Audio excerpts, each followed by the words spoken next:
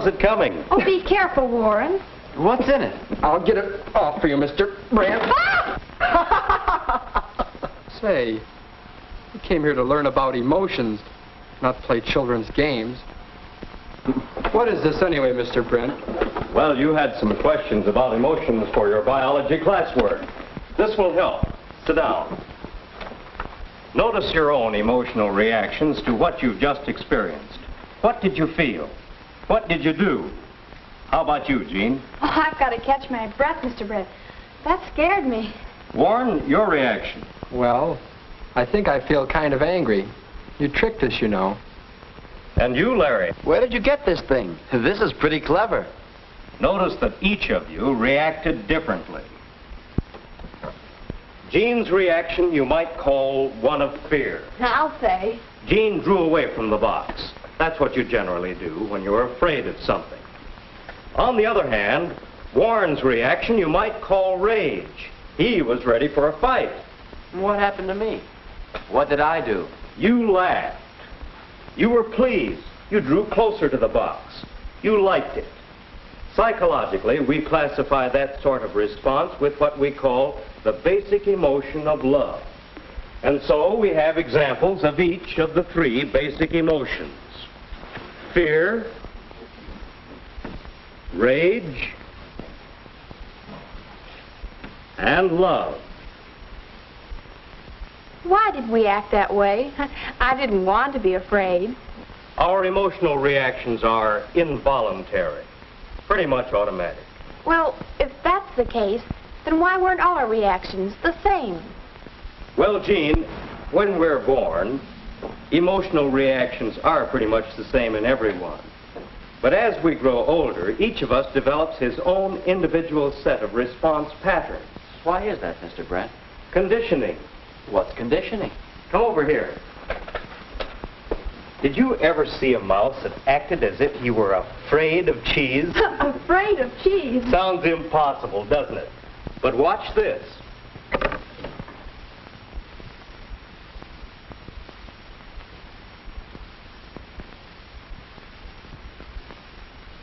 The strangest thing I've ever seen. Is that the result of conditioning, Mr. Brent? How did you do that? Well, we began several months ago with just a mouse, one that liked cheese.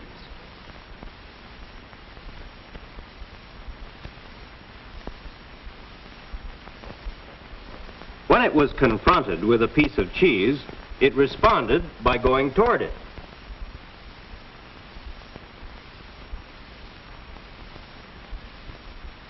But when the mouse was given a mild electric shock as it approached the cheese, it responded by running back. After this procedure was repeated for some time, the mouse began to associate the cheese with the electric shock. And because he was afraid of the shock, the mouse was conditioned to be afraid of cheese.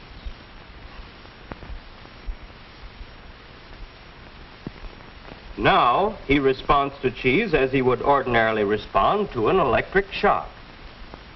That's what we call conditioning. We hitch up a stimulus, the cheese, with a new response. Must be pretty hard on the mouse. But it doesn't happen to people that way, does it? Let's find out. Come over here, Warren. Hold your hand out like this. That's right. Now just try to hold it steady. Don't let your hand move. Just hold it steady. But you're pushing it down. Just hold it steady. Steady. Steady. Hey, it went up. That's a case of simple conditioning, not involving emotions this time, but still conditioning. Is that the reason that Jean scares so easily? Why, she's afraid of mice. Oh, hush. Very possibly conditioning is the reason. While we're very young, the actions and attitudes of our parents and brothers and sisters condition us to a great many emotional responses. We all have them. Of course, most of our conditioning is much more complex than the sort we've shown so far. We often become conditioned to react emotionally to words or ideas. Words? I can't believe that. You can't?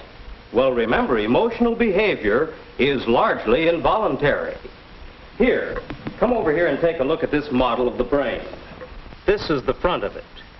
Emotions are centered in the lower part of the brain, the thalamus. The thalamus is not consciously controlled. When your emotions are stimulated, a reaction indirectly affecting the thalamus can produce changes in you and your body. For example, you all three reacted to the Jack-in-the-Box. Your facial expressions and actions changed. And that was without any conscious effort or control, wasn't it? That's right. Well, in the same way, your reactions can produce involuntary changes within your body. For example, these glands may produce tears. That's common in emotional responses. Other glands, such as the adrenals and the liver, work harder.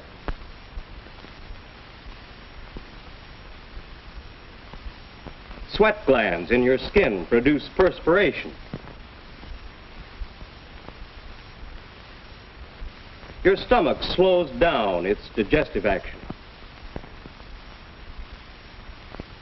Your heartbeat changes, sometimes faster or sometimes slower. And your breathing changes.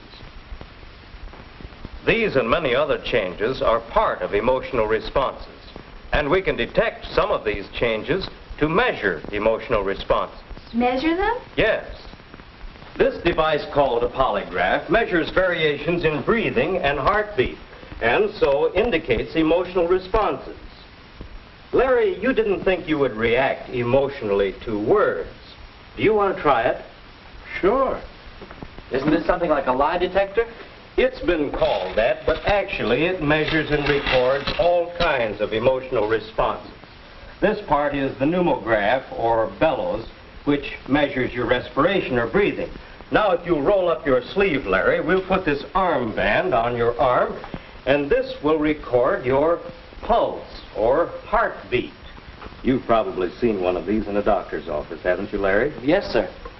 Now, if Larry makes an emotional response to anything I mention, you'll notice a change on this record. Oh, this won't hurt Larry, will it? No, indeed. Just relax, Larry. This won't hurt a bit. Yes, this won't hurt a bit. You sound just like my dentist. I'll turn it on.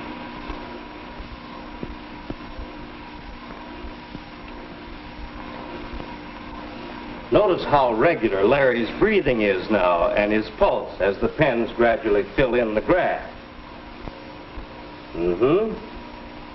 Larry responds to the word fill. That's interesting. And Larry has a dentist on his mind.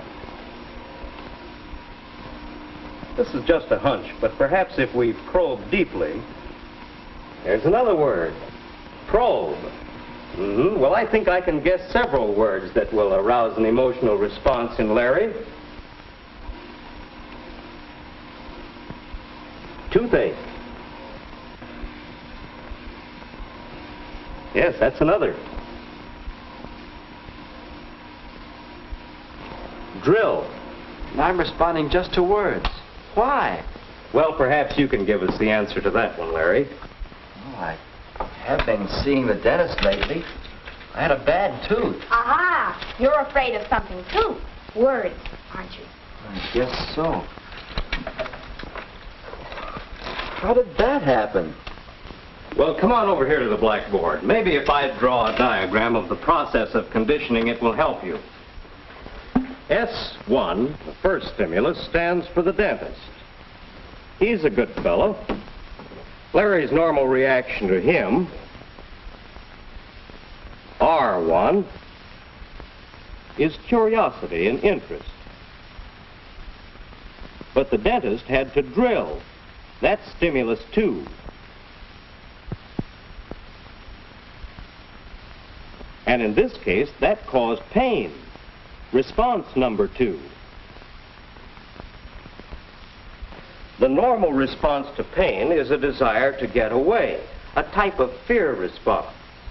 Each time Larry went to the dentist, it was something like the mouse and the cheese. The dentist stimulus became associated with the response of pain and fear, until Larry is conditioned to react to even words about the dentist with a pain-fear response. This conditioning may wear off after a while, or it may not. Emotional disturbances may ruin your appetite, make you nervous, even upset your stomach. Why, it's like running away from cheese. I can see where conditioning can be pretty unhealthy. That's true, Jean, but don't forget that conditioning can also be very useful. It's a good idea to be conditioned to stop whenever you see a red traffic light. Well, then we want to get rid of unhealthy conditioning? I don't want to be a scaredy cat all my life. That's right. You want to grow into a mature, balanced person. That's a matter of conditioning, too. Condition yourselves to make more mature responses. Now, let's review a bit. We have certain basic emotions which are controlled subconsciously. They are modified and changed by a process called conditioning. Now, by understanding conditioning and using it, we can more easily achieve emotional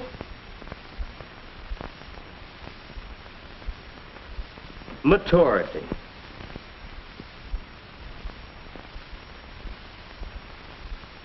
Let's remember what happened with the Jack-in-the-Box. Each of you made a different response, but all your responses were a little immature. Mature persons respond in a more balanced manner. That is, their responses include a little of each of the basic emotions. Enough fear for protection, a little anger or rage at being made foolish, a spark of the love response. That is, interest, curiosity, pleasure. A balance, you see. And we all want to become more mature emotionally, don't we? Oh, I sure do. Before we go, Mr. Brent, may I keep this graft? Yes, of course. I'm beginning to see now how important it is to understand your emotions. Thank you, Mr. Brent.